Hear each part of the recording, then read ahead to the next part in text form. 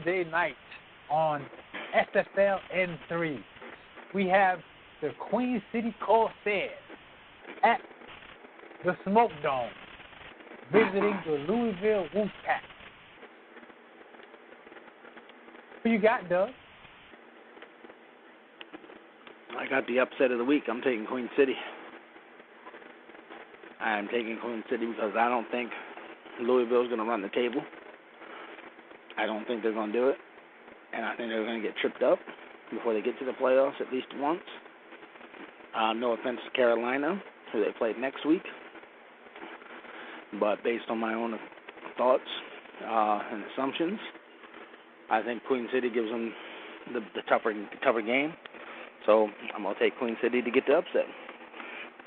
I just can't see them running the table. I don't know why. I just can't. So that's where I'm at.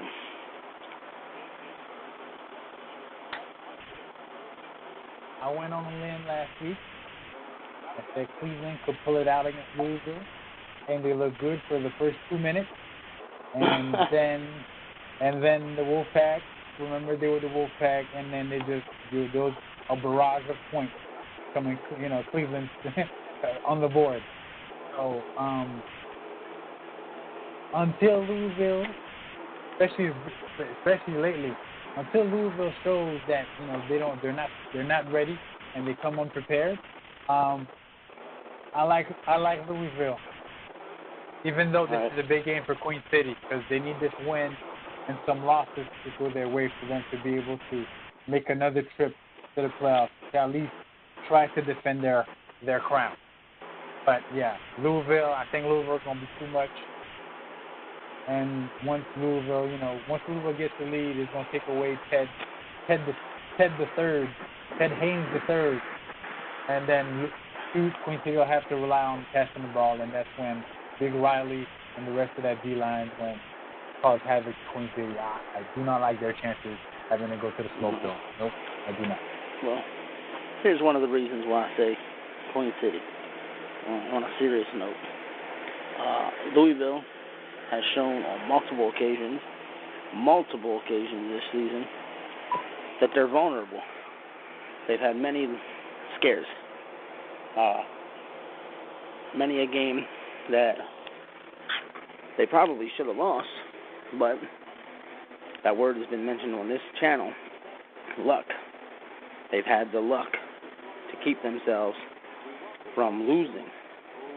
And I mentioned it to Cam on post-game show after a game one night that Louisville has been dominating their whole life. But they never had any luck, and they'd lose when you didn't want to lose in the playoffs. So maybe this season, since they legitimately have luck, I know Derek Overstreet, what you call it? I call him Lou Wolfpack.